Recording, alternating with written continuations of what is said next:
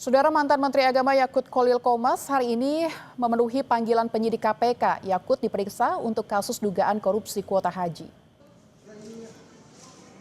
Yakut tiba di gedung KPK pukul 9.30 pagi tadi. KPK kini tengah mengusut kasus dugaan korupsi kuota haji 2024. Yakut diperiksa terkait prosesnya, alur perintah hingga aliran dana. Dugaan penyimpangan kuota haji 2024 berawal dari temuan Pansus Angket Haji DPR. Diduga terjadi pelanggaran saat Kemenak menetapkan 20.000 kuota tambahan. Pemberian kuota diduga tanpa melalui antrian atau masa tunggu, serta ada dugaan manipulasi data dalam sistem komputerisasi haji terpadu Siskohat.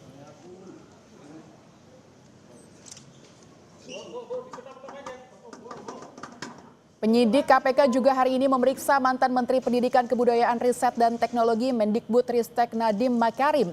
Nadiem tiba di gedung KPK pukul 9 pagi. Nadiem diperiksa untuk penyelidikan kasus Google Cloud.